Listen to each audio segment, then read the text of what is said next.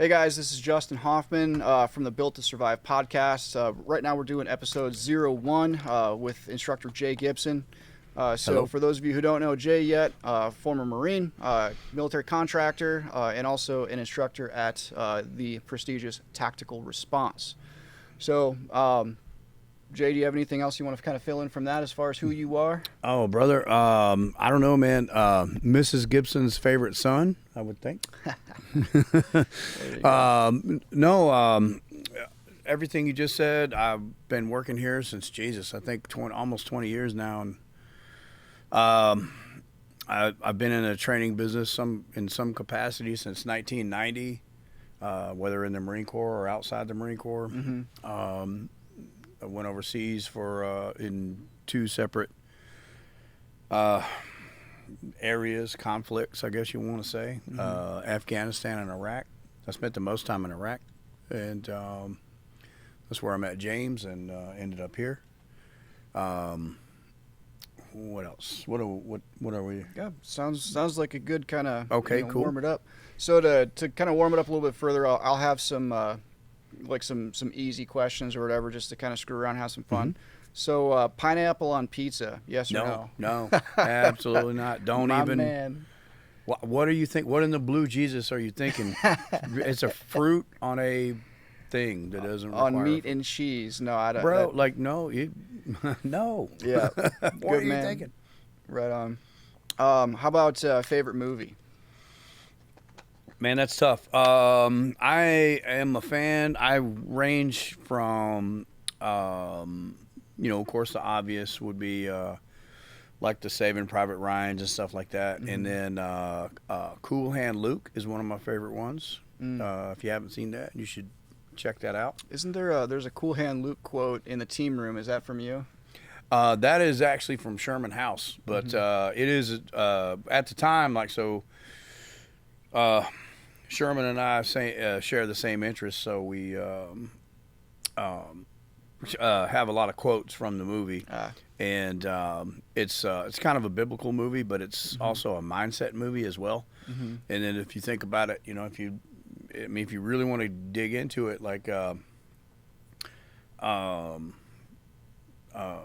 Luke in the movie is an angel delivered to the world, which is the prison. Mm-hmm. And the evil is the man with no eyes, is the guy with the mirrored glasses. Okay. Who eventually ends up killing him at the end. But Luke smiles at the end. And if you watch the movie, so Luke gets shot, they're driving away, and they get down, and it's a little bitty town that has a single stoplight. Mm-hmm. And the light turns red, and they stop at it. And not one car comes through the cross thing. And it turns green, and the car goes through. So they're sitting at the stoplight waiting for Luke to die is basically what's going on. Okay. And so if you watch it again, you might see it in a different light. Mm. But anyway, very symbolic and metaphoric and very deep philosophical movie. Yes. Yeah. And we were talking earlier today about, most of us that do this kind of thing for a living, carnivores, shoot guns for a living and lift heavy things and can bring a woman to orgasm. We are not given a lot of credit for being ephemeral thinkers. Mm-hmm. And we are, we're way ahead of you on this whole thing. So, so yet one other thing you fail at. And we're good at. They're probably not watching this anyway. No. The other side of the coin is not watching this. This is hats off to you guys that are watching, because you're capable of all that stuff. Yeah, this is our people watching this kind of thing. All right, so favorite book. Another challenge to the people that think we're just a bunch of meat-eating knuckle draggers. Good. Damn, that's good. That's also good. I was a fan of Tribe. I still am. Big younger. Another conversation off camera. Off camera. He's full of shit about J6. Don't listen to a thing he has to say about it. But Tribe is a good book, and you should read that. And let me see. What's the latest one? Damn, that's tough. For me, a lot of times, my favorite book is like the one I'm reading right now. Mhm, Like I just finished a book called Killing the Rising Sun, and it was about like how we stopped Japan in World War II, and I thought it was a pretty rad book. It was actually recommended to me by my father-in-law. So. Wow, nice. But yeah, do you have a? Can you think of a favorite book? If not, we can come back to it. It's not a Damn, big we deal. might have to come back because right now Younger's or Tribe is the best one I can think of. I read Younger's BS aside, like it was a good book. Mm-hmm. Yeah. No, I like the book. I like Tribe. But I 100% disagree with him on J6, but for other reasons. But a book beyond that, damn, I'm trying to think, man. Damn, that's tough, dude. It's tough to nail it down to one. Let me come back to that. Yeah, no big deal. And if you don't have another one at the moment, we know you're a reader, especially the big words you like to use. All right, so my last kind of warm-up question, just kind of playing around, is most influential historical figure in your opinion? Jeez, most influential to you. To me? Yeah. Good Lord. Wow, that's tough, man. There's a few. There's more of them that had smaller impacts on me than there was a singular one that had the greatest impact. Mm-hmm. Of course, biblical people, of course, are always going to be able to do that. And I say of course, but I'm just saying that in terms of like, if like you read the Bible, like nobody ever did anything small. It was always like 40 days of this, 500 years of that, blah, blah, blah, blah, blah. Like they're always in for the long haul. And, you got to figure, man, back then, dude, they were always like, everybody was not in the best health in the world, and, malnourished and all this other stuff. So all they had was a spiritual thing and a mental thing. And the more that the chassis got wore down, the more that the software had to like build up and say, we got to push through this whole thing, And so it's like admirable things in that whole thing. So there's like these very short, like little quips that they throw in that kind of like shoot a little energy into the group. But a single one that's the most influential, damn, that's hard, man. Why do you have so hard? I guess these why are your warm-up questions so hard? suck. Why aren't they easy? Like, okay, only the easy ones. Skip to the easy ones. Well, just a quick example, like probably two of the most influential people, like outside of the Bible, because I too am a Christian. For me, would be like dudes like Sam Adams and like Paul Revere, like people that just had this like impossible task in front of them, and everyone was telling them that what you are doing is doomed to failure. But they were able to pull off this thing that ended in us having freedom for many years until now. Yeah. He said, but I can't see it. This is all, I can't help it. This is all I see. When I wake up, I see this. Yep. Everybody I talk to, this is what we talk about. And so it's going to happen. It might fail, but I'm doing it, So, yeah, man, there's, and I think America is a story of that. Like, there's so many of those people that did all that stuff. And, hell, there's probably a great deal of them we don't even know their names. Right off the top of my head, there's some guy, and some of you guys might know this, but during the Donner Party, were trapped out west. There was there's some dude that like broke out of there to go find help, and he got like recruited to go to the Spanish-American War or something. I don't recall that, but he got recruited, and he went to war, and he like fought the war, and then came back, and then organized a party to go find the Donners. Well, that was poor timing. Yeah, I know, right? And so they walked down and was like, you're breathing, like you're going to go in the army or, whatever. And he was like, but you don't understand. There's people up there. And he's like, yeah, we don't have time for that. We got to fight some people somewhere else in another country.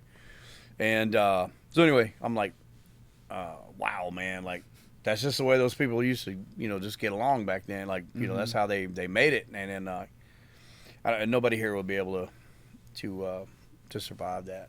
It's incredible, man. Yeah. Whenever I think about like what my ancestors went through in the 1800s, coming to South Dakota, and like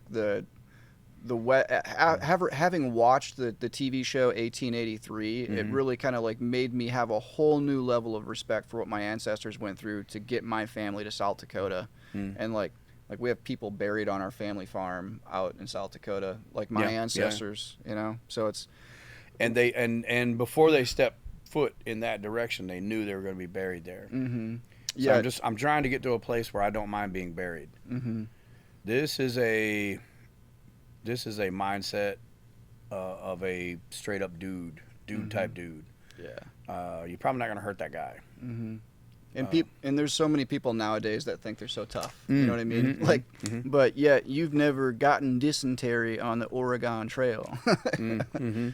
But anyways, those are like the warm-up questions.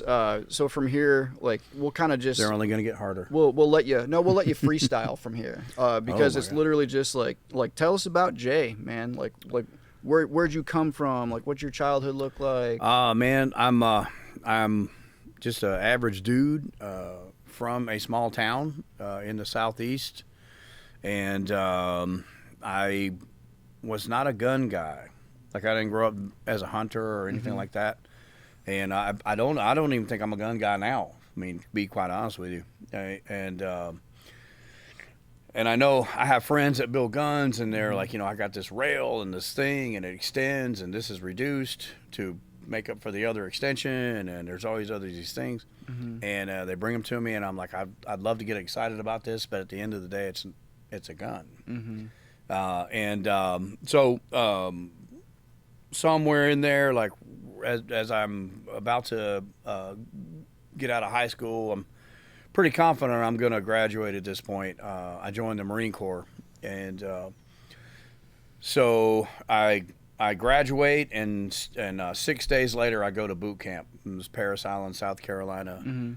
So it will be June, July, and August in South Carolina. It was the dumbest time to pick the go to that area to do that type of thing, and I cannot believe I probably lost 140 pounds just sweating, just standing still inside, and at attention, just like rest. Not even moving, and so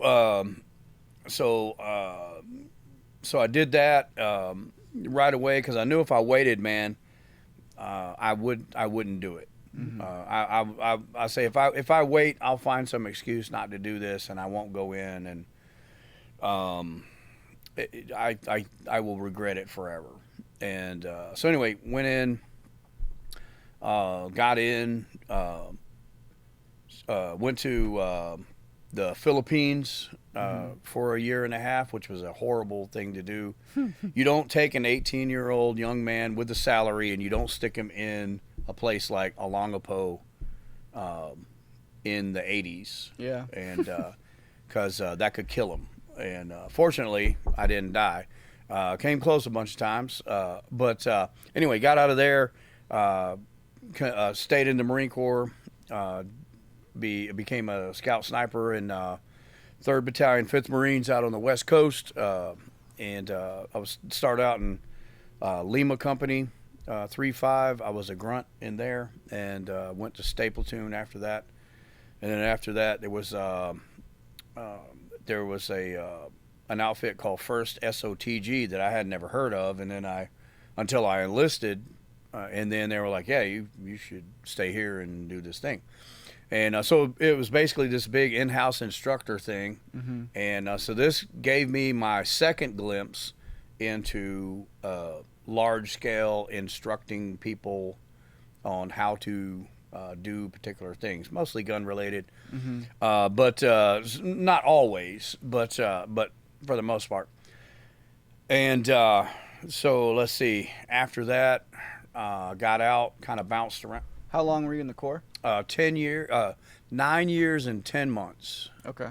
Almost 10 years, but as I was approaching the 10-year mark, I was assertively approached by people with recruiting orders. Mm-hmm. And not just me, there was several other people too. And they said, hey, listen, we really want you to do recruiting or recruiting. We're subtly going to suggest recruiting or recruiting. You were getting voluntold. I was getting voluntold for recruiting. Yeah. And at the time, I was, so the environment that I left, because in my brain, I was like, look, if you want to join an outfit like the Marine Corps, or whatever it is you choose, like, you don't have to be talked into it. Just go do it. Mm-hmm. But if you have to cold call somebody and try to convince them that they need to do that, is this necessarily the person that you want in there? Yeah. And so I didn't really agree with all that. And so I ended up getting out, and a lot of those guys did as well. And they all moved on to do other things, and so did I. And so I kind of bounced around, did a bunch. What year was this by this point? This would be 94. Okay. And so I bounced around, did a bunch of jobs, handyman stuff, drove a truck, delivered sheet metal. I worked on a boat for a long time. And then while I was working on the boat, I was taking my boat money and paying for training to get ready to do protection work. Mm-hmm. And so, but at the same time, I'm studying for my mate's license. So I said, okay, whichever one of these is going to pan out first, that's the one I'm going to go with. Mm-hmm. Well, anyway, there was something on the boat that I almost died, and I was like, you know what? It might be safer doing EP stuff, executive, like maybe like some dude shoot me or whatever. Mm-hmm. Or instead of like the boat sinking or catching on fire and then sinking, and then like nobody makes it out. You're in control of a few more things on the EP side. A few more. Granted, a few more. Yeah, you're right. So sometime after that, so it turns out that the EP thing worked out sooner, and I end up doing a few jobs here in the States. And then, which led to Afghanistan, which led to Iraq, which led to here. And so I started in Afghanistan in 2001, I think, mm-hmm. or 2. No, I think it was 2. It was right after 9/11. And then, as I was working in Afghanistan, the air campaign for Iraq was going off. So we were watching it on TV. And then I got on a plane and flew over there, and then went to work over there. How did you find yourself in the contracting side of it? Were you like approached by another buddy that was like a part of it, or like you just like send me? Like no, well, see, so initially when I was paying for a lot of training, at this time, like the biggest 2 things that were going on back then were Haiti and Bosnia. Mm-hmm. And other businesses like DynCorp and stuff, they had those wrapped up. And if you didn't know anybody to get in there, you weren't going to get in there. Mm-hmm. So anyway, so it's kind of frustrating. I got a lot of doors closed in my face, and so maybe it worked out for the best. I don't know. I'm working inside the States, and I am approached by someone from a foreign country, company, British company. Mm-hmm. And they say, why aren't you working overseas yet? And I said, I have no idea. And so the funny part was I was told I was not qualified by people who I end up later getting their jobs for them overseas. And I was like, all right, who's qualified now? You know what I mean? Yep. And so I could have been that dude and like slammed the door in their face, but I didn't do it. And I probably wouldn't do it now. But anyway, I was asked like, why aren't you working overseas yet? I said, your guess is as good as mine. And then they said, hold on, let me make a phone call. So they made a phone call, and bam, I was on a plane. Mm.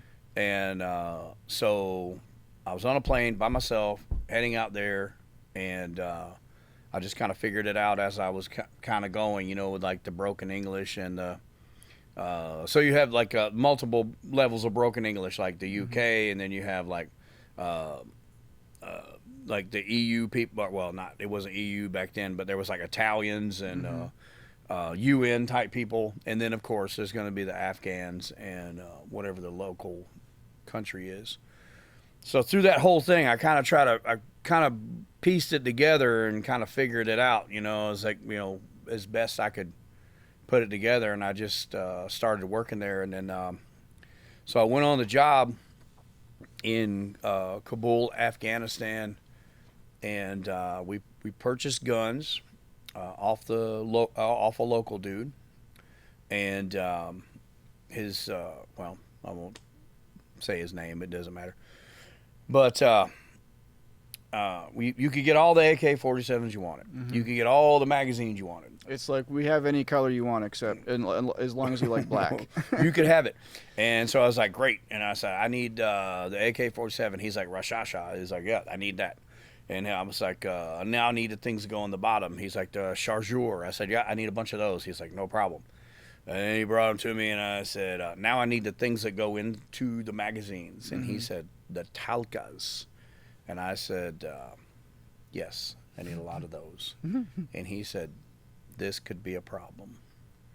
So he showed up, and he had a rag with 13 AK-47 bullets in it. And so between me and the other guy, I got 6, he got 7, and that's how we went on the job. Dang.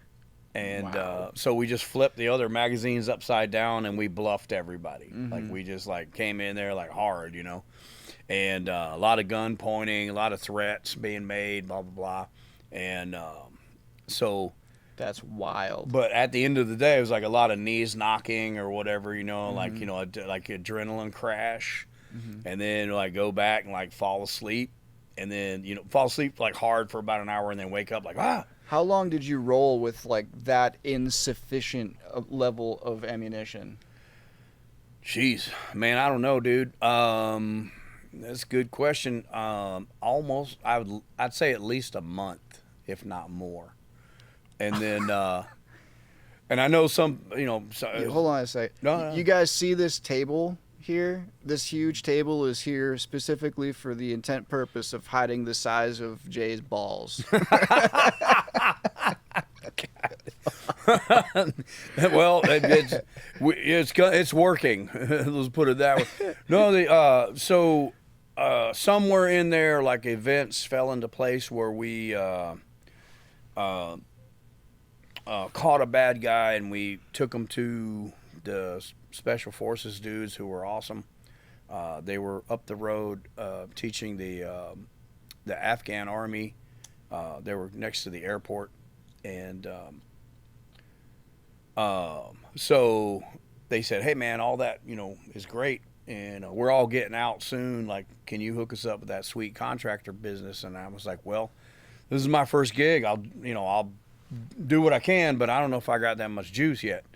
And they said, well, is there anything we can do for you? And I said, yeah, have you got any more bullets? And the dude was like, yeah, we got bullets. And like, how many you got right now? I said, 6. And he said, 6,000? I said, nah, 6. And he said, 6 magazines? I said, no, these are empty. I said, I have 6 bullets. and he's like going to other tents and like bringing dudes. He's like, dude, look at this dude. And they're like, ask him how many bullets he's got. And I'm like, 6. And they're like, shit, we got to get him some bullets.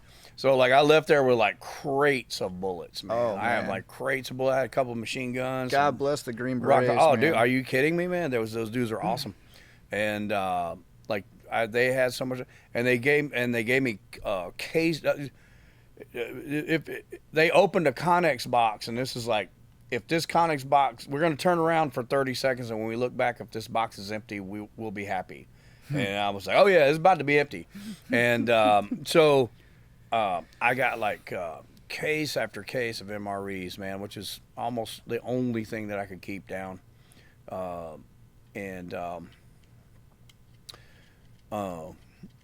but anyway, it took a turn, like really, it improved rapidly after that. And so it was just one of them things, like everything just kind of fell into place. And then as Iraq kicked off, I went in and I told them, say, hey, look, all these guys took care of us when we were there, so please do something for them. So everybody had a job. Right on. And so that's how it works. Yeah, that's how it works. So we just slipped out of one job right into another one, and everybody was happy, and so it was good. Although fast forward now, like I see things that are going on like here and stuff like that, and there are a few similarities between here and there, and I kind of regret being there. If you can kind of track with that. Yeah. And because I benefited from a lot of people's misery, and certainly not what I thought I was going to be. I didn't want that to be the pinnacle event in my life. You know? Things are not always what they seem. Yeah. That is true. And you know, I didn't really understand it until as time goes on, and then I started talking, you know, because it's one of those deals where, like, if you're really, really close, you can't see it, but if you back up a little bit, you can kind of see it, you know? Yeah. And then, I'm talking to other people, and they're talking to people, and I'm listening to them, and we're talking about stuff, and I was like, man, I kind of feel like maybe we didn't have to get involved there, and I sort of feel bad for all the stuff that happened there, and for a few of the people that you know, of course, died. You know, the conditions are there, like people could die very easily for one reason or another, car wreck or Dysentery, depleted uranium. Yeah. Dude has a negligent discharge and hits you and you die. Like, a little bit of that going on. I won't say a lot, but a little. And it's a war zone. Dude, it's a thing. Dudes with guns, fingers on triggers, and somebody's about to be a widow. So I kind of felt bad about that, and you know, I still kind of do a little bit. I have a little bit of I don't know, regret, I suppose, and but it's kind of I think people like us are going to be plagued with this for the remainder of our time here, because whatever it is, we're going to get involved, and you know, we'll deal with things at the time, and then later we might regret it. But at the time, you know how it is. Like, somebody will say, you know, look at that, that's bad. Somebody needs to do something. But I don't mean me. Well, they mean you. And then so you end up there before you know it. It's funny how the closer you fly to the sun, the more your wings end up melting. So it's the reality. No, but all that, but that aside, beside the regret, everything else was fantastic. I learned so many things about the world, about myself, about people. Little, if anything, of it had to do with guns, period. Little, if anything of it had to do with, like, waging war on other people. None of that came into play. But I did appreciate what humans are capable of, and that type of thing. And so if there's a plus side to walk out of that whole thing, I am way less judgmental of people, and probably that's the biggest one. It's like, don't be surprised when this dude lets you down. Like, he's scared to death, and he's scared to death he could die. And so if he lets you down, don't be mad at him, because that could be you. And you might need that dude later. Later you will need him, because so anyway, and it's funny because, like, the stereotypes that you thought of, you know, like the chiseled chin, like Captain America guy, you know, barrel chested dude, like that dude quits And then there's like that just unassuming, like just regular Joe looking dude. Mm-hmm. That dude's there every time, and Yeah. he never says a word. And so you look around, it's the same 5 faces every time, you know. And he's like, you know, in the team room, like sweeping up after people. And, Right. Yeah. Right. Yeah, he's like unassuming, quiet dude, like doesn't say, you know, like just super polite. And they're like, this is no John Wick. And I was like, oh yeah, there's a John Wick in there. Like he got a couple of wicks in there. Like you don't want any of that. Yeah. And but anyway, and then you saw him, and you're like, okay, great, that guy's here, fantastic. Mm-hmm. And There he is. There he is. I knew he was in there. Yeah, I told you. And some of them were Iraqi dudes too, man. And so I know we like to make fun of those dudes from time to time. They're jumping jacks. Yeah, the jumping jacks thing, I get it. And I was like, I was never that good at them. Anyway, I don't even do them today. And but you know, sometimes, man, things would happen, and like it's the same familiar faces. Like every time I look left, look right, same 2 dudes, and nobody told them to show up, but they just did. And so that was a big light coming on moment for me, was watching that happen, you know, in real time. But yeah, interesting. I learned more about people than I did. I learned more about people somewhere where I couldn't speak the language than I did here in the States, where I understand every word you're saying. Mm-hmm. So I think what you're alluding to really kind of speaks to the whole reason behind the name of this podcast, because like, you know, outsiders watching this that are a part of the 2A community, and you kind of you're probably smelling what I'm stepping in here. Mm-hmm. People that are watching this from the 2A community might look at us and be like, you know, we're a couple of gun guys. I will also say I used to be a gun guy. Mm-hmm. I've gotten more and more to the point where people also like ask me like a gun question about a new fancy whiz bang of that. A great example is like a Radian Raptor charging handle.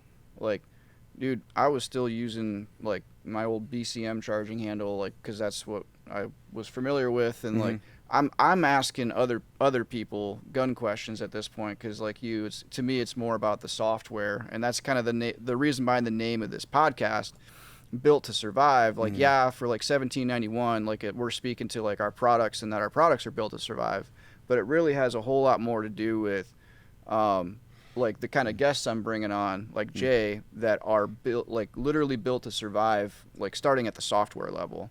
And like what you guys can do as the viewer, what you can glean from this discussion is like what kind of tips and tricks and tidbits can we bestow upon you to help make you more and more built to survive. Because like James told me a few years ago, like being a warrior is not an end point. It is a path, and different dudes are at different places on that path.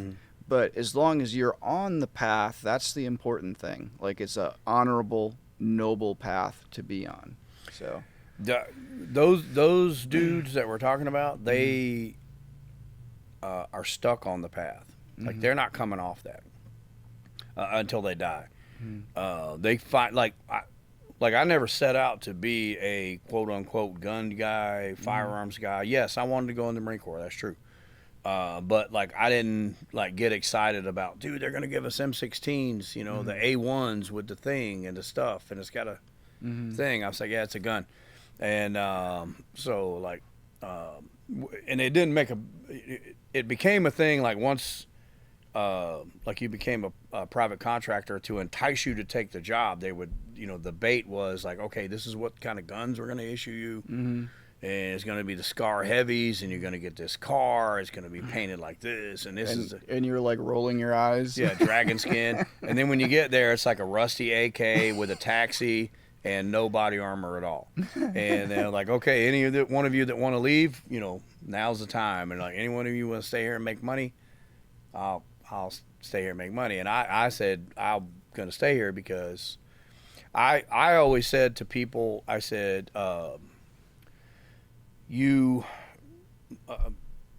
I believe that you must be willing to and capable of doing this type of job, security, protection, that type of thing, without a gun. But the fact that you have one is a plus when you get in trouble. So they'll say stuff like, what is it? The active shooter people will say, like, what is it? Run, hide, fight. Notice there's nothing after fight. On the list, there's nothing after fight. Like fight with a gun, fight with a knife, fight with whatever. Like, Right. it's just Well, fight. there's nothing after it. So it either worked and you don't have to do it anymore, or it worked and the dude is dead and you don't have to do it anymore. So the other two needed an alternative in there. So I say that so that, like, hey, you should be able to pull off this security job minus the gun, because if all you have is a hammer, every problem's a nail. So like all the classic infantry people were looking at this as a you know, like, we'll occupy the high ground, we'll shoot down here and blah blah blah and all this other stuff. And I say, yeah, but all they want to do is drive a car bomb next to us, or walk a dude in here with a vest bomb with a fake badge and that kind of stuff. So how do we get around that? A gun wasn't involved in that. And so anyway, I didn't turn around and leave, because I thought, all right, well, this is, you know, it took me so long to get my foot in the door. I'm damn sure not turning around and leaving now. And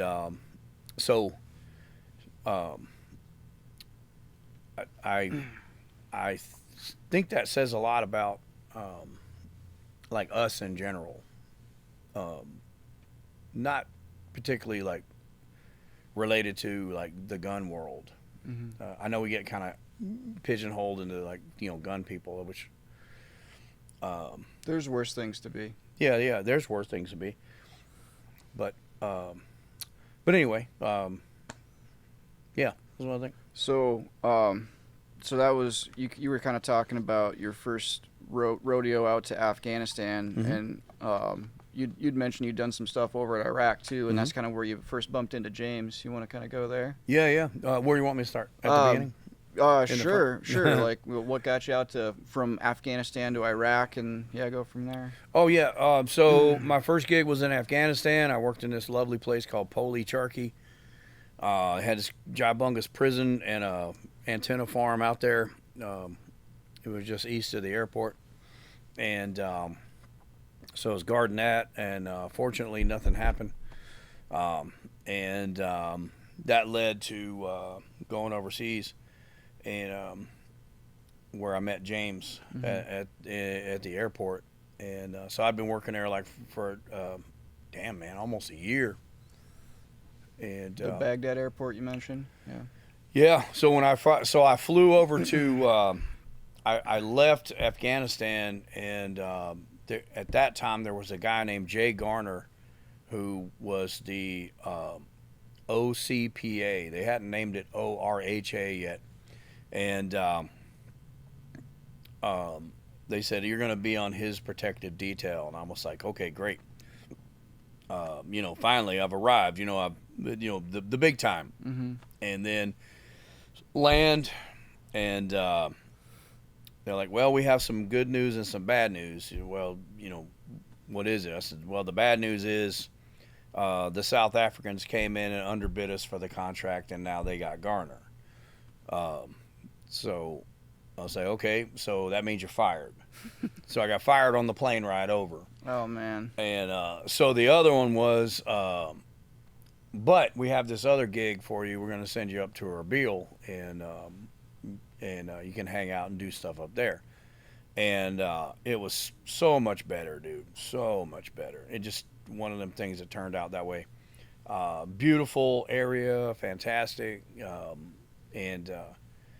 So from there, I had two houses with a guard force in each of them. I had one in Kirkuk and I had one in Mosul.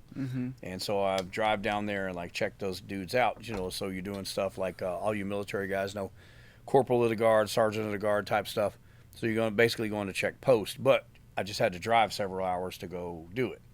So I drive several hours, go check post, spend the night there, get up, drive to the other one, go check post, wake up, drive back to Erbil. So kind of a circuit. So spent a lot of time doing that. And sometime after that,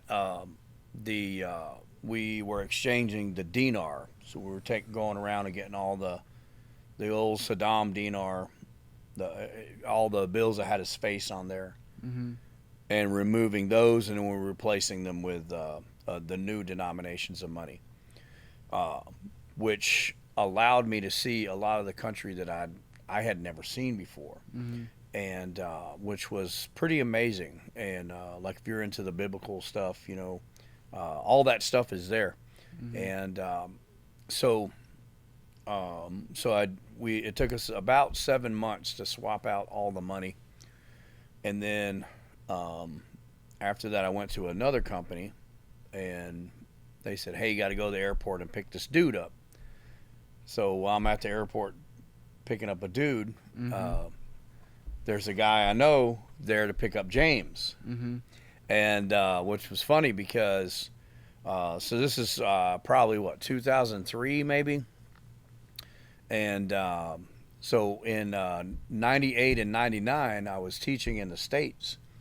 And there were guys like, I was teaching in Pensacola, and there were guys, Andy Stanford, Gabe Suarez, Paul Gomez, William April, a bunch of these people. All legends in their own right in the training community. Oh, yeah. All big names in there. And they all would pull me aside and say, do you know James Yeager? I said, I've never heard of him. And and I hadn't. And then, you know, fast forward, I'm standing in the airport, and then bam, I meet this guy. And I thought, how weird. I got to come to Iraq, you know, to meet a dude that's like in Tennessee, you know. And so birds of a feather. A feather, yeah. So we started talking, and then you know, about a bunch of stuff, and it turns out like we had more. We agreed on more things than we disagreed on, and so it looked like after contracting kind of like dried up for me anyway. I found myself here in Camden more and more, and so I started. Did you start off as a student?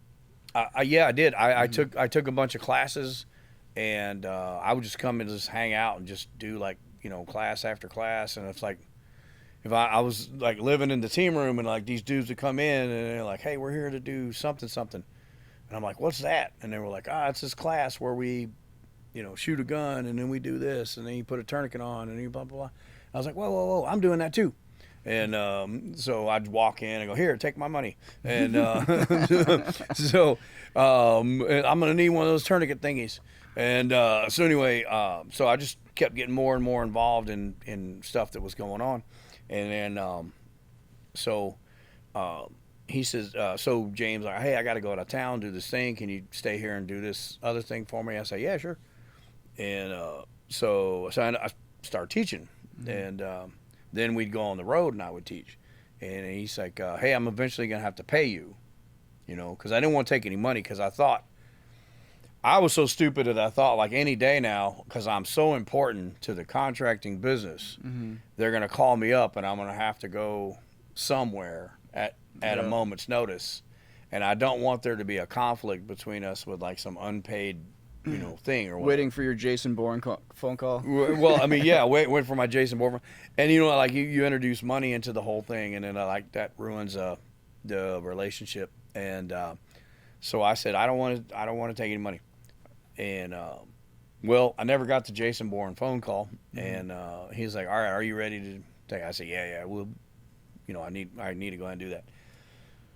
So I just started teaching here, and then as we did that, I did some things with Barrett when those guys had their training business as well. Went out to Raton, New Mexico, which is a awesome place. The NRA facility out there is pretty awesome. If you haven't been there, you should. Have you been there? Have you seen it? No, it's No, I awesome. haven't. And the cool thing I think about it, man, is like there's like wildlife all over the place. I mean, like mule deer and like antelope and stuff like that, and they're just walking around, dude. They don't like the presence of people like really don't bother them, and they don't let you get any closer than about 10 yards. Even while gunfire's going on. Yeah, or no? yeah, it doesn't bother them at all.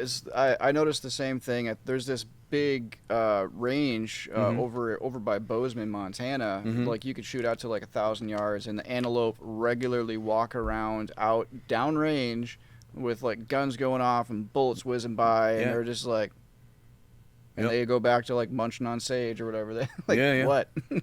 Yeah, the only time it became an issue was like, you know, if there's like directly in the way, and like somebody was like, hey, I don't feel comfortable shooting through there. And I was like, all right, so I'd, walk through the weeds and like, roar, and then all they do is get up, like walk 10 yards and then lay back down, That's all they do. Like they don't ever like really run away. Yeah. And then, so we did a bunch of stuff out there, long range related stuff, and nice place. If you get a chance, you should go. Eventually they got their own full-time people there, and so I came back here and I did the remainder full-time here, and we just traveled around and taught classes. We ended up going to Portugal. I'd never been there before. That was pretty awesome.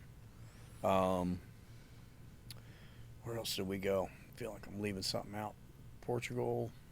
Well, we're trying to condense an entire life into like a podcast episode, so we're leaving something out. I'm probably going to leave out about 50 or 60 things. So anyway, so I've been doing this ever since.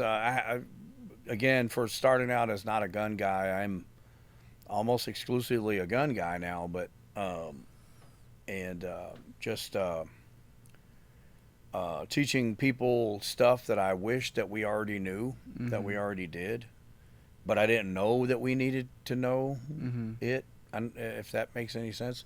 To me, a crazy like mind blow situation is like the kind of training that most combat arms dudes get before they go into harm's way, and compared to like the level of information that is out there and really is appropriate to increase someone's like chances of survival in that situation. And then you compare like the size of both of those buckets, like what the average combat troop gets versus what exists and what should be there.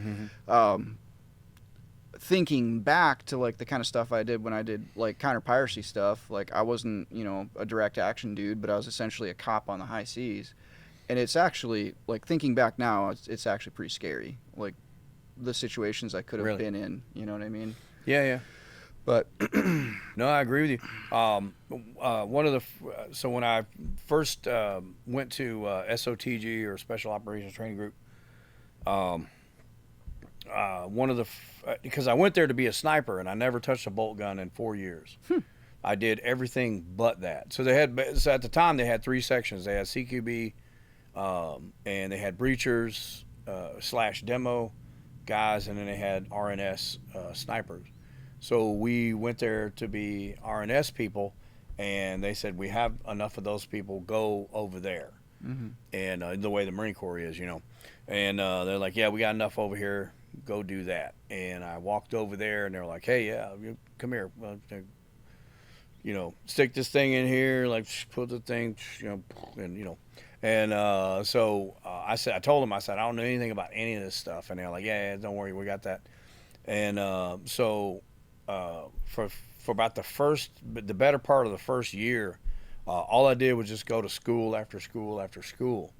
And they would send me to all these civilian shooting schools, and I thought it was odd because I was like, why would we need to go to, like, we're coming from the Marine Corps, you know what I mean? Like, you would think they would know something about shooting a gun, and they do, but go to these other schools, and it's always like some retired military dude is running, or a cop, or both, and he's running the thing, or she's running the thing, and they're they're cutting right to the chase, right to the part where we're flipping off safeties and pressing the trigger. Like they're taking all that other stuff out. Like the movement to contact, you know, you got a Zodiac to get there, you jumped in, you blah, blah, blah. And that's kind of like what those people do. And these people, they just like went straight to the part where we're like, all right, this is it. You know, we're going hot, like flip the safety off, get after it. And that's all they concerned themselves with. And I was like, okay. And then, when I went, they said, all right, listen, you're going to go here. I want you to get every 3-ring binder you can get your hands on, every handout, every VHS tape, every single piece of curriculum you can get, and bring it back. And so we can rat through it and decide what we want to implement. And so that was kind of an eye-opening experience too. And things like weird stuff like driving. Like I didn't even think, like, you know, I drove a car, but like I didn't really think, like, you know, there was like, you know, the ram and the push and the pit and the apex turn and the, you know, the reverse 180 and the all that stuff. And then so anyway, I ended up doing all of that stuff, and I didn't touch another bolt gun again, and which turned out to be more beneficial. And jumped out of a few planes, which was kind of cool. Never did that before. And not sure how that translated over to to what I was doing, but it was kind of cool. And drove a boat for a period of time. Did some climbing, some urban climbing, building, and some rock climbing. And I kind of thought that was cool because you had to kind of plan your route and, you know, do all that other stuff. And then there's like a distressed climber in there that's like passed out. So I got to make it over to him, unhook him and put him onto me, and then go back the way I ascended. So I kind of, and I thought that was all cool. But you have to do all of that, and then eventually somewhere in there you got like climb in this window, like up on the 5th floor, and then start shooting a bunch of fools. And so like the shooting the people was like tertiary to the entire just getting in the damn place. That's what a lot of like civilian shooting schools like forget to elaborate on, is there is a whole lot of other stuff going on before, during, and after, like whatever the context is that led to you like doing the pew pew thingamadoodle. Right. There's a whole lot of other stuff going on like before, during, and after. Like and even like some of the shooting schools, like, you know, they don't touch on like a lot of the stuff that is literally going on during the pew pew thing. You know what I mean? So yeah.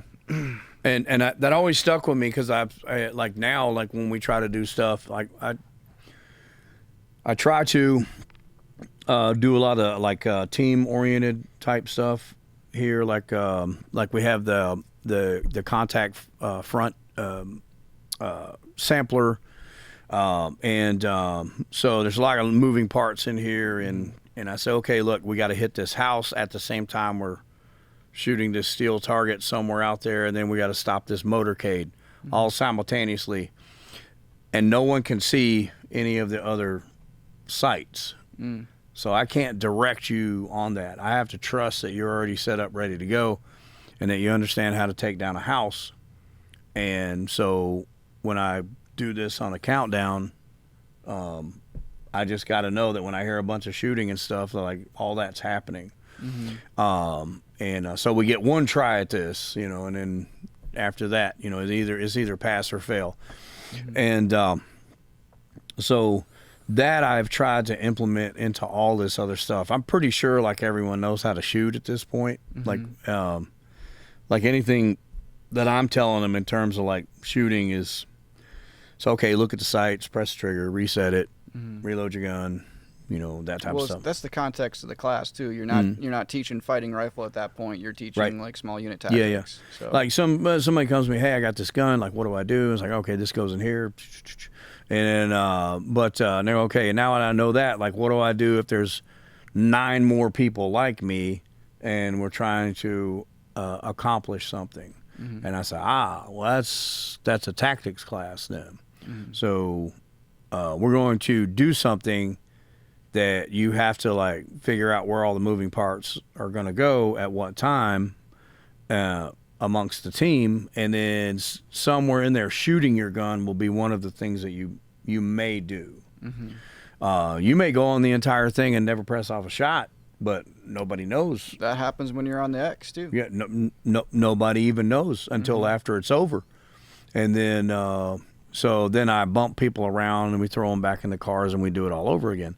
So so I don't know what angle you come in at it from, and I don't know who's the first person to see a bad guy or whatever, so can't really tell you who's going to be doing the most shooting, if at all. And so that part I like. I like setting up like autonomous groups of people with limited information, but they fundamentally understand how things work, and I can cut them loose. Yep. And I don't have to do much after that. Big boy classes.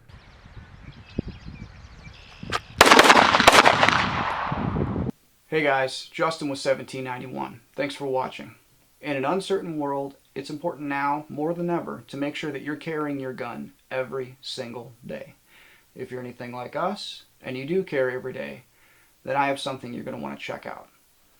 For years, the gold standard when it comes to maximizing comfort for everyday carry has always been a good, sturdy leather gun belt, like our original Gun Belt 01, constructed out of 14-ounce steer-hide leather.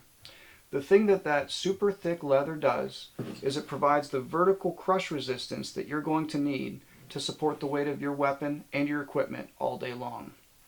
The other thing that leather does, as opposed to, say, a nylon belt with a polymer stiffener, is that the leather, made from natural fibers, is going to contour around your gun, around your magazine carrier, and around your body, minimizing hot spots while maximizing comfort. Our Gun Belt 01 is easily one of our top-selling products. So, we did what any good company would do. We've taken a great product and we've made it even better. Introducing the new COBRA Gun Belt system. We've taken that same 14-ounce steer-hide leather with the thickness that you've come to know and love, and we've integrated a COBRA buckle fastening system. The COBRA buckle is unique, and if you're a military veteran or if you've been carrying for a long time, you know exactly the advantages that come with a COBRA buckling system. To disengage it, you have two switches, one top and one bottom. Both have to be disengaged to release the buckling system. The thing that we've done to set our system apart, as opposed to other systems you may have seen, is we've made the OD of the buckle the same diameter as the outside of the gun belt. So, if you've carried with a COBRA buckle before, easily this has happened to you, where you've pulled the belt through the belt loops and the buckle snags on every single belt loop on the way out. That is mitigated with our system. These are going to come in 4 sizes and a variety of colors. The way that you adjust the sizing is you back out these 2 screws and you can adjust the width according to your waist and according to your gun, with the bitter end that follows on the inside of the belt. What that does is it provides a nice clean surface on the front that's not going to snag on any accessories that you might have. If you're an appendix carrier, you can simply rotate this if you need room for both a gun and an integrated magazine carrier. But if you're carrying appendix with no magazine carrier, you can simply wear the buckle in the front. This is easily one of my favorite products that we've done at 1791. This is just an awesome system, and I hope you check it out. There will be a link in the description below. Thanks for watching, guys.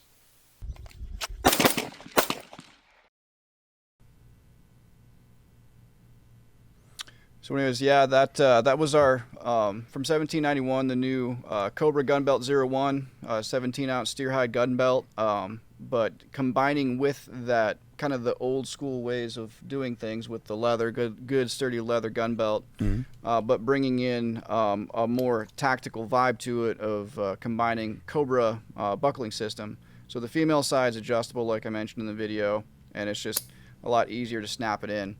And I used this belt. Actually, let's do this. This looks cool. Look at that. There we go. Woo!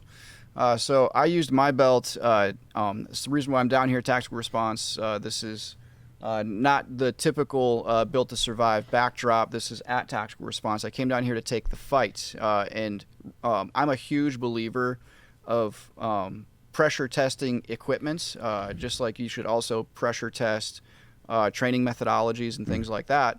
And I was trying to think of a good way to pressure test it, and like that's kind of the whole idea behind the fight itself. Is the fight is the way a great way to pressure test training methodology. So I used my COBRA Gun Belt 01 in the class. And I guess the most noteworthy thing that I can comment on about the belt as it regards to the class was I didn't think about it. I didn't have to think about it. It held my stuff secure, and it did the thing. Yeah. It did its job. You almost forgot I was there. Yeah. So speaking of the fight, let's talk a little bit about the fight, man. I'll just to high level summary for people viewing that don't know about tactical response and don't know about a class like the fight. It's literally called the fight dash force on force scenarios. So in order to take the fight, you need to have be a tactical response fighting pistol alumni. And then you can take the fight. I believe that's the way you guys do it, right? You have to be fighting pistol alumni.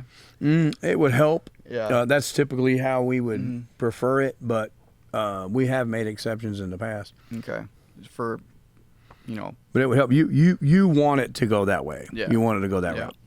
So it's literally 2 days of simulated self-defense scenarios, and I have some footage I can kind of cut in here and show you guys kind of what it looks like, or kind of what the nuts and bolts are behind it. It's really important. I have learned it's extremely important to get force on force training, and I say this especially talking to those viewers that might be a veteran, because I'm a veteran. I have combat training. I've had force on force training before. But like we mentioned in the class, like in the during kind of one of the breaks in between while we're talking about stuff, is like I have force on force training in an extremely narrow context. Yes, the stress inoculation is about the same. The stress inoculation of getting used to getting shot at with a thing, and it hurts. But that context is so important because my context was like 8 dudes in body armor and rifles and gun belts board a ship, and we're looking through the ship for bad guys, and when we find the bad guys, we shoot the bad guys, and if there is more than one bad guy, it doesn't matter because there's 8 of us, type of thing. Like we have support that have similar background, have similar training, etc. And yeah, it's just a completely different context. We have a dude on the team that's a corpsman. Like we have a ship that's like no further than 13 nautical miles away that we can call medevac. So yeah, completely different context from a self-defense situation. So kind of from there, Jay, you want to talk more about like the ideas behind the fight? Yeah. So the fight is a lot of force on force scenarios, of course. We have a pool which to draw from, and we say that a third of the scenarios are no shoots, and a third are shoots, and a third are kind of like up in the air, kind of choose your own ending. So how you interact with the role player will determine what this is about to turn into. So if you're successful at de-escalating it and getting out of the area, it won't turn into a shoot. But if you're not, then it might, and you might elect to go to guns. I wasn't always successful in de-escalating things, but I'd rather learn it here. It's better to sweat in the dojo than to bleed in the battlefield. So yeah, and then another thing too, man. Just like on all that, and you may agree with this. I don't. We'll find out in a minute. But like I find that like all of us that like partake in these type of things are a lot calmer and reserved and confident and frankly happier. Very easy-go-lucky. There's not like a false level of confidence there. Like Yeah. there's so often, so many times, like I like to read people. It's like a favorite pastime of mine, and like I love to watch people that are like super loud and boisterous a lot of times, and like just kind of watch the way they do things. And more often than not, that dude has a lot of self-assurance issues and confidence issues. He's terrified, scared to death. He's projecting. So 100%. Yeah. A lot of that going on. But going back specifically to what you asked about, it's a force-on-force scenario. You don't have a team of people. It's just you. You're kind of there, and so whatever you have on your body is what you have to deal with while you're there. And it's more of a software game than it is a hardware game. Like it's not we do our best to try to not allow it to deteriorate down into a paintball gun match, where two dudes hide behind opposing pieces of cover and shoot at each other until both guns are empty. Nobody really learned anything from that. Yep. Other than, hey, these things run out of bullets eventually. So all the things that led up to that thing, and then everything that you did post shooting event, are all takeaways from that. Medical is part of it. That type of thing. De-escalating, verbal skills. I lost count of how many times I applied a tourniquet to either myself or a bystander that was in the shoot house. Sure. And to tell on myself, like a long time ago, was a much younger man. I had a gun on, so he'd stick me in a force-on-force thing. Well, I'm wearing this gun. It must be a shoot. And so all I'm doing is just waiting for somebody to give me the clue to take the gun out and start shooting. And that's pretty much how I was just kind of coasting through those. And they were like, hey, look, I think for like the 11th time when I came out, just shot to shit, they were like, hey, you don't have to get in that, right? Like, there's a way out of it. And I was like, really? Do tell. And they were like, well, like when that guy says, get out of here or I'll kill you, whatever that first sentence was, do that. And don't wait here for the or I'll blah, blah, blah. And I was like, wait, we can do that? And he's like, oh, yeah. You could have done that like days ago. Yep. And so I thought, okay, wait a minute. So every one of these I walk away from is a win. And they're like, yeah, that's right. Now I get it. There's some times where you you have to do like a direct action or a raid. Like what is the joke? Somebody told me it was, we trained for 8 months and then, got up at 04 to get in a plane, to jump in here, to swim here, to walk over here, to shoot these people in their sleep. And I was like, yeah, that's pretty much what happened. All that, Yeah. just to shoot them in their sleep. And I was like, damn, it's kind of a morbid way to put it, but God damn, it's pretty accurate. From a military context, yeah. From a civilian self-defender, no. Yeah. Well, yeah, from the civilian self-defender. Yeah. So like you're just, Joe Citizen trying to get from A to B, and for whatever reason, something weird happens, and somebody makes an issue out of it.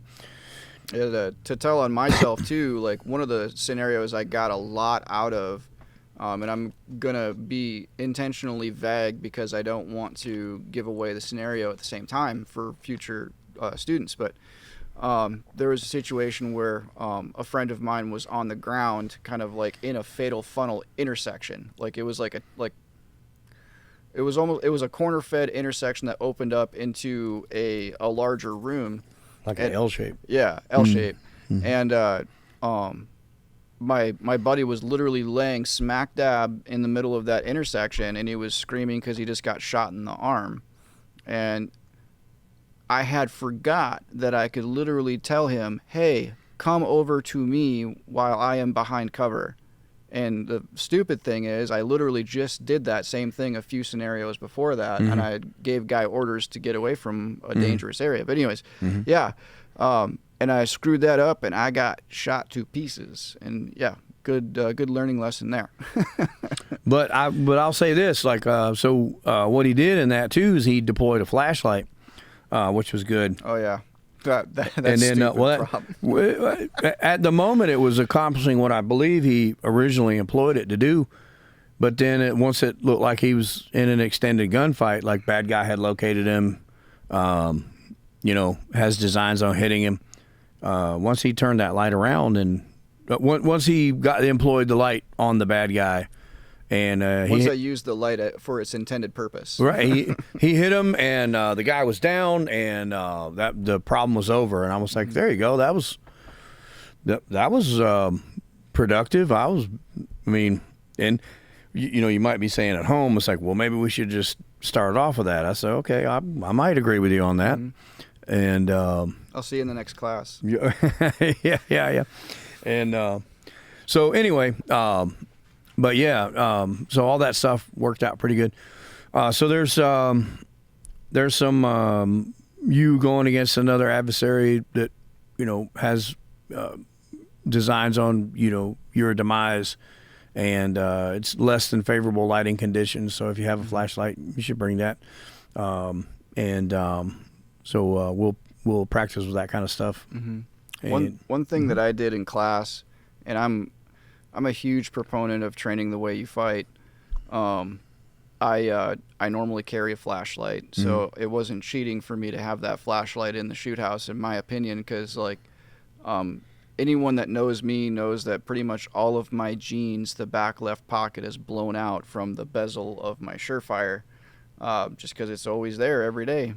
Carried my gun in the same location. I carried my reload in the same location. I used my same holster. I carried my tourniquet in the same location. I just took my SWAT tee out and I put the supplied training tourniquet back in its same spot. So yeah, if you take a class like this, and a force-on-force class is probably, in my opinion, at the highest level of priorities once you know how to skillfully manipulate the pistol. And you can do that sort of without thinking about that. Once you kind of get there, the absolute first thing you should do is do a force-on-force class. And in my opinion, my recommendation is do it the same way that you would probably be set up in real life. Don't game it. We're not here to game things. We're here on this path of being a warrior. So if you game it, you're just screwing yourself. So yeah, it won't help. Yeah, it won't. And you don't win. Like you go out there and say, "Hey man, I got I hit the bad guy." First they're like, "Yeah, we don't care." And like the other guys, the other students, they're like, "We don't care." Like there were bigger problems involved. I let my buddy bleed out because I didn't put a tourniquet on quick enough, or blah blah. Like in that context too, the dude that gets the biggest bragging rights a lot of times, I remember there was several situations where someone would come back from their scenario and be like, we'd all talk about what we did, and one dude was like, "I just walked away," and everyone's like, you did it right. Yeah. Because the best gunfight you could ever be in is the one that you avoided. Well, I mean, if you think about it, you probably don't even know the amount of close calls you avoided because you weren't there. Like you just walked away. Dude, there could be anywhere close to 100 close calls you had, and you wouldn't know it. And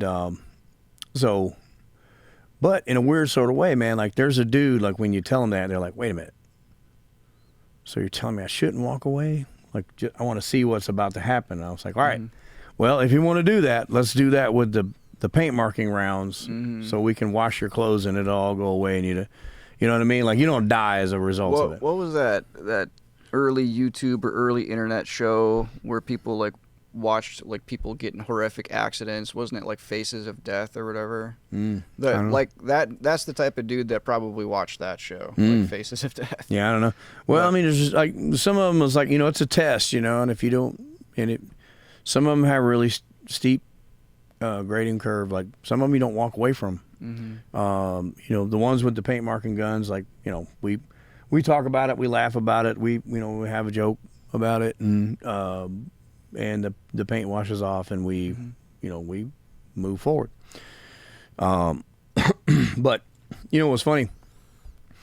I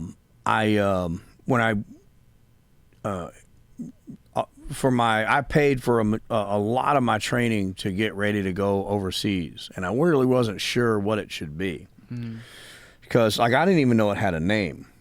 Like I didn't even know security contractor. I didn't even know what to call it. Like people were saying mercenary and stuff like that, and I don't know if that's 100% true, because like a mercenary is hired to fight a war on behalf of a country that doesn't have a standing military. Well, I didn't do any of that.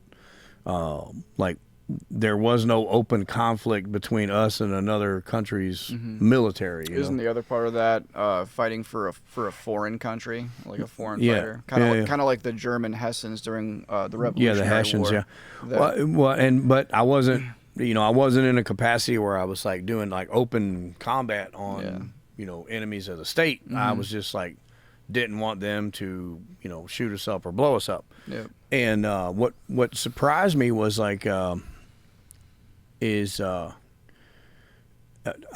not knowing any better, I paid for a lot of gun related classes, which it turns out I didn't have to, and then I got a lot of doors closed in my face, rejection, that kind of thing. They said, well, the guy on the other end of the phone was like, well, you're just simply not high speed enough.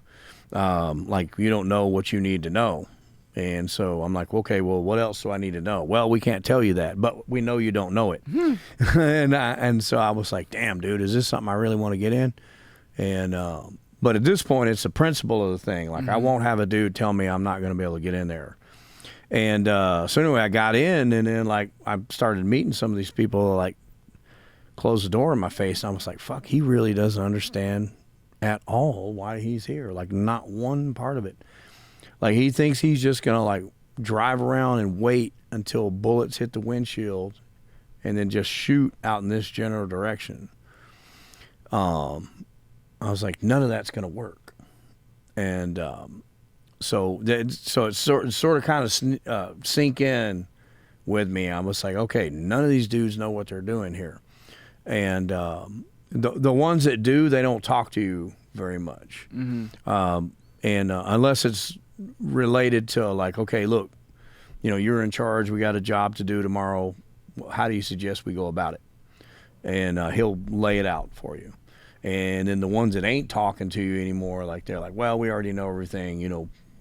I'll be watching Team America for the 11th time downstairs. And then so then it hits me. I was like, man, that guy doesn't know what he's talking about, and he knows that, so he's avoiding the conversation.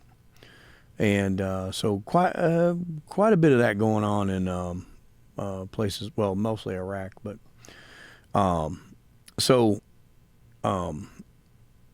it ain't necessarily about the gun either. It's more about the operator, like, but not in terms of operating the gun, but like operating with other people. So some people were pretty good at it. Other people's like talked us into gunfights that we could have avoided. And very volatile people. Fair bit of emotional and IQ that goes into that type of work. Yeah. I would think so.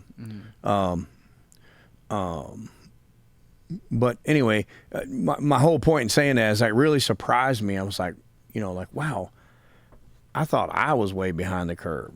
Like these dudes are way behind the curve. And so case in point, I was working someplace, and they had what they used to refer to as the low profile run. And basically what it was a sedan, and they had like this jingle truck or a bongo truck with the PX run in there. So they had all the Kit Kats and the Maxim magazines from the Maxim. from the PX, and then they had all the weight gain powder and because so they're going to drive it out to these fobs like out in Fallujah and Ramadi, and so they call it a low profile move, and all I had ever done at this, well, I won't say all, majority of the thing that I'd done at this point was all low profile. I would prefer to do it that way. Anyway, so leaving Baghdad, headed west, huge highway road intersection cluster there prior to getting to the next town. So these guys get hit there, no surprise, and they're like, "What? Why is that no surprise?" I was like, well, "Look how many roads cross. You know what I mean? Look how many roads cross through there." So somebody we're shooting at is going to drive through there, and then I still got to get away after I do this. So I got multiple ways to do this. I said, "This is the way you need to start thinking," and like that whole thing, the max effective range of this gun and blah blah. Yeah, you can get rid of all that shit. Where all those roads converge, that's where the dude's going to be.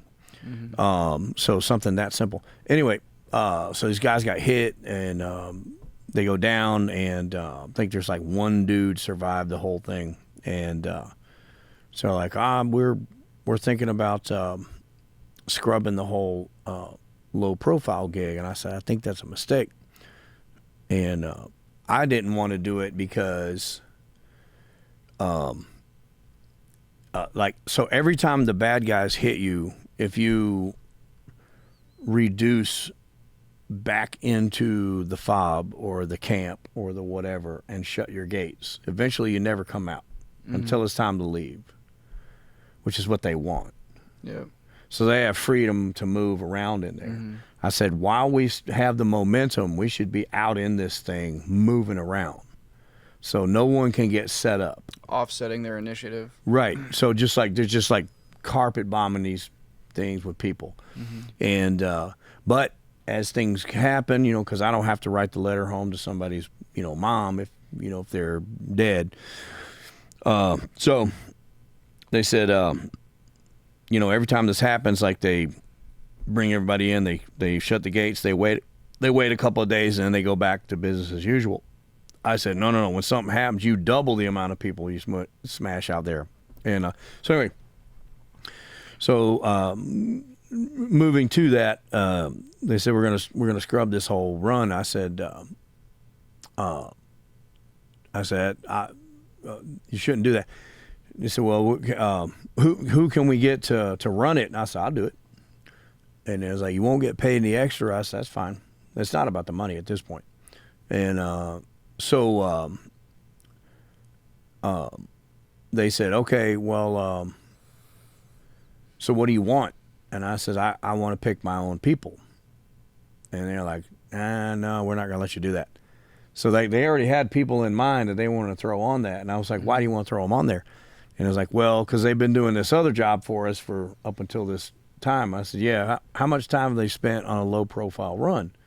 And it's like, well, none yet. I was like, see the problem that I'm facing here? And so anyway, the whole thing just got shot down. It never happened, at least with me anyway. And which I thought was regrettable because I don't eat Kit Kats and I don't look at Maxim magazines, but somebody in Fallujah used to, or somebody in Ramadi used to.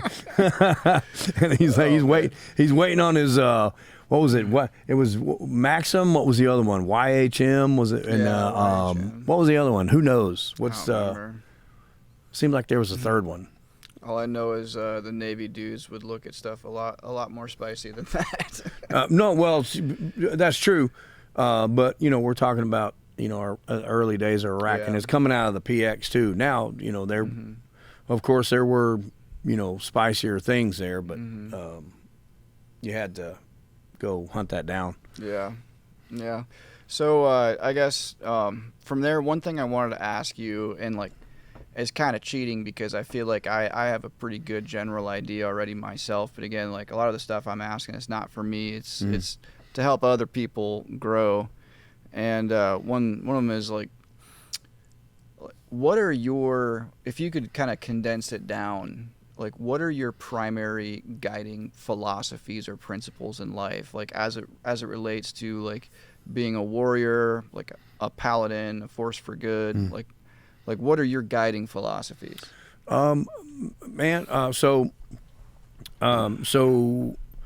a couple of things in no particular order. You must project an image of a leader or a symbol of confidence and strength. So, because somebody's watching you, like, and so, like, okay, if he ain't worried, then I shouldn't be either, you know. And but if you lose your shit, then you know everybody falls apart. So you want to, you know, tread lightly, carry a big stick, that type of thing. Be very gracious to people, small animals, people who are in a bad way, homeless, poor people. Be generous. You should be. You have the opportunity to do that. You should be. So somebody would tell me, it's like, man, don't give away all your stuff. You don't have any stuff. I said, dude, I'll get it all back. You don't know how many times I've started completely over from zero. So it all comes back. And so don't be afraid to cut it loose. It's just a material thing. It ain't going with you when you leave. If somebody needs it, you know, you should consider giving it up. So be generous, all that other stuff. If it, I know inevitably we're going to come down to the question of violence. Regrettably, if it's time to be violent, like be completely violent to the end.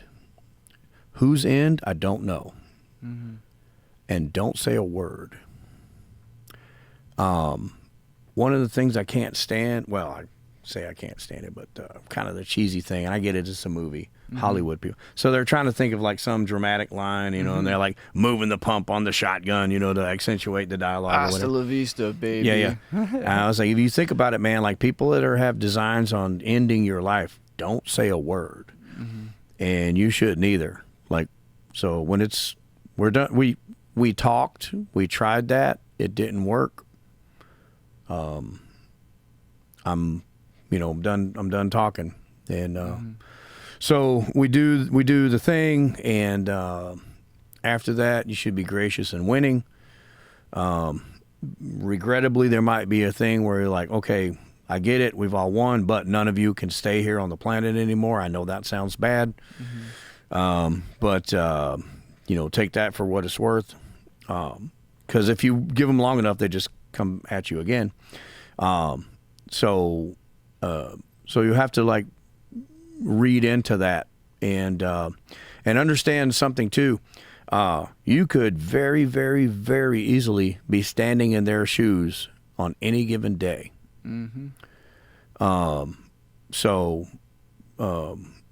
So you got to think about it in those terms as well, or at least I think you should. Desperation is a powerful thing. Yeah, and then like so, you could be the victor on one day, and then the next day you could be the one, you know, on his knees asking for forgiveness or clemency. So remember what that is like on both ends of that, and so at least have it reserved in the back of your head. So I'm gonna be very cuddly on the outside, but I'm a rusty razor blade when it's time to go, and that's gonna sound bad. I get it, but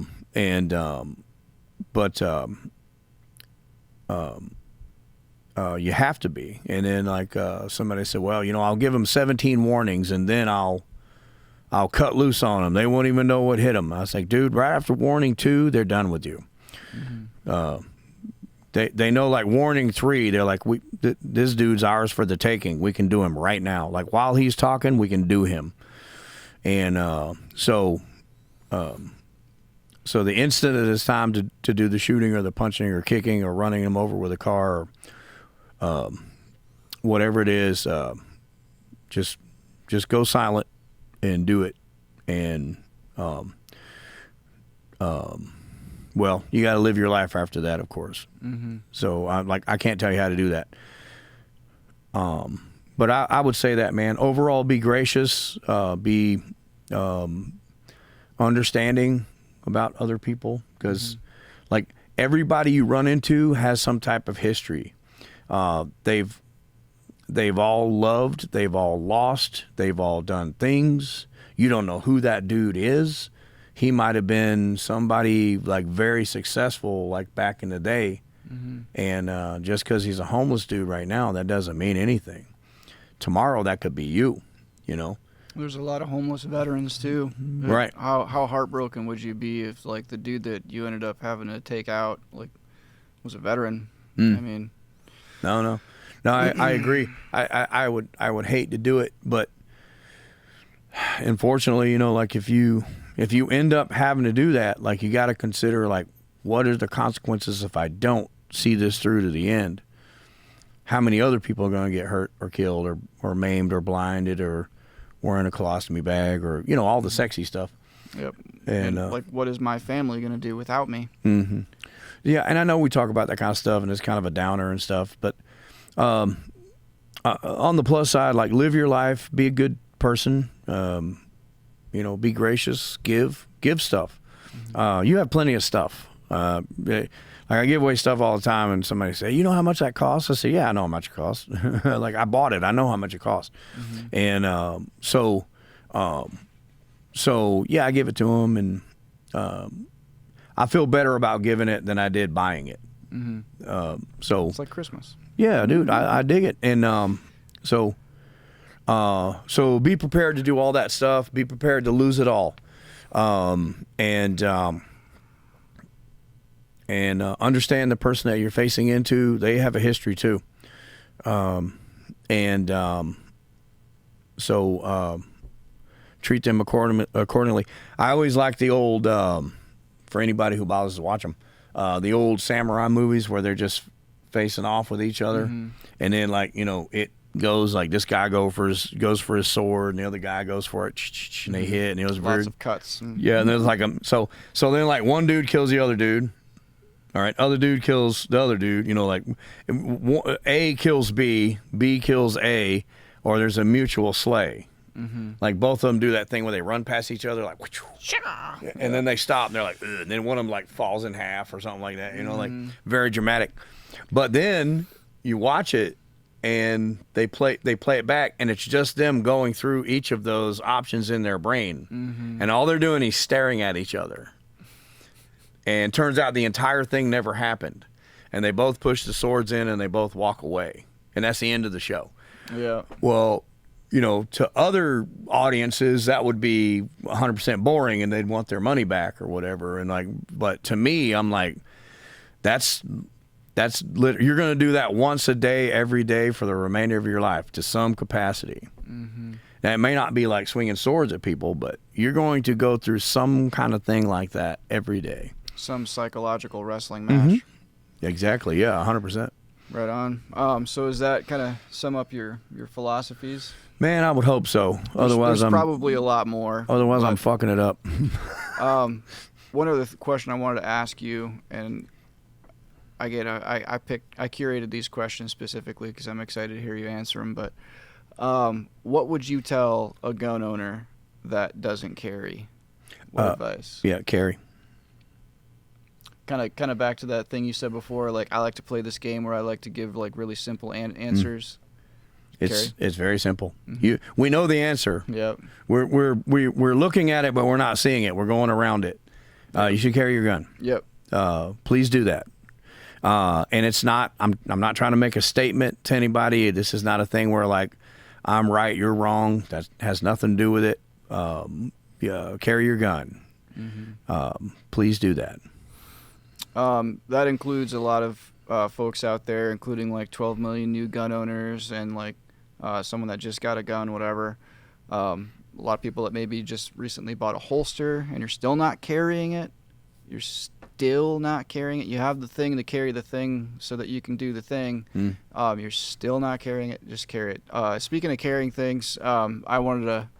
This is episode 01. I'm still learning how to do this right. Discount code for the gun belt is FIGHT15. That's a limited time. We're not really sure how long we're going to have that discount code go, but for the COBRA Gun Belt 01, 1791gunleather.com, the discount code is going to be FIGHT, FIGHT 15. So, good deal. So yeah, carry your gun. What is your favorite class to teach? Bro, that's a tough one too. All that stuff that we do with the teamwork stuff, where I send them out on missions and things. I guess we kind of already talked about that. Those things I dig because, well, come on, what is there not to dig about that? But I like that, and I do like doing a lot of stuff with pistol. Not because it's a pistol, but it's just I know it's what they should be walking around with for the majority of the time. It is the primary weapon for most right. citizens. Yeah, for the citizen, and and I know it's making them a better citizen. It's we talked about it a little bit today and yesterday. I'm sure the folks that are adamant about not carrying a gun, there's something about their behavior that they don't want to modify based on the fact that they're carrying a gun. Like, if you put a gun on and you're walking up into places and, finger poking people in the chest and talking a bunch of smack to them, you're wrong. Like, you're wrong as dick cancer. You need to be shot. And, I hope someone kicks you very, very, very hard. But if you're wearing a gun and you're humble and you are polite and all that other stuff, good. That's what I wanted you to do. That thing on your waist, if that is what makes you be this person, put that thing on your waist and be that person.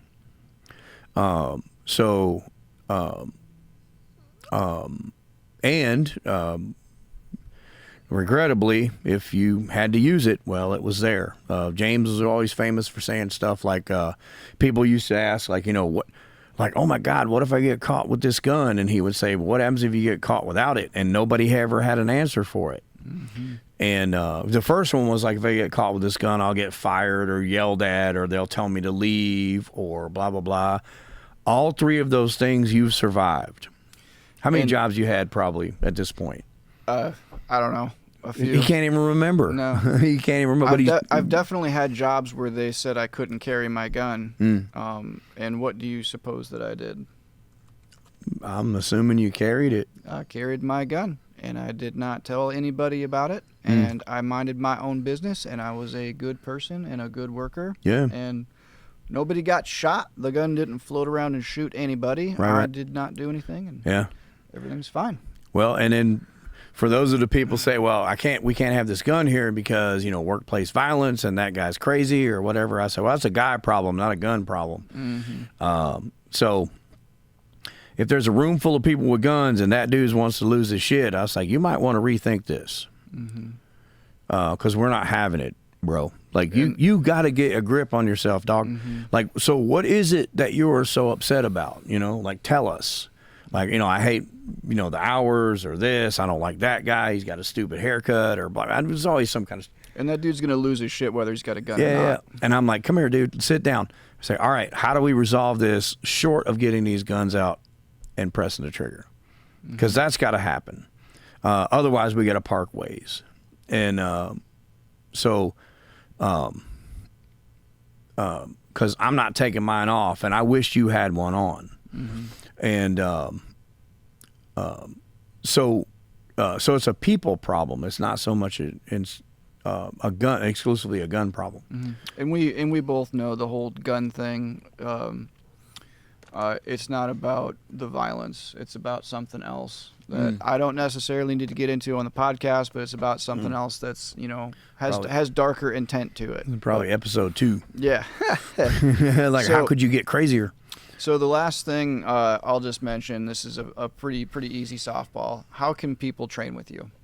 If you would like to train with me, you can contact Tactical Response directly. If you would like to train with me personally, from my company, you can call me direct. Can I do a phone number on Yeah, this? go ahead. 850-292-3694.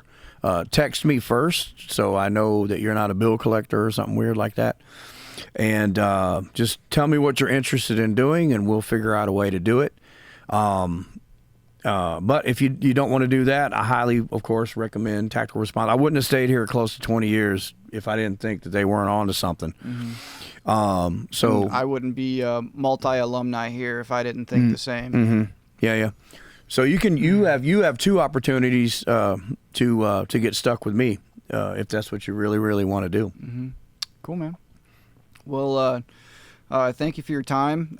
Thank you for sharing what you can to our audience and helping them be built to survive. See you guys.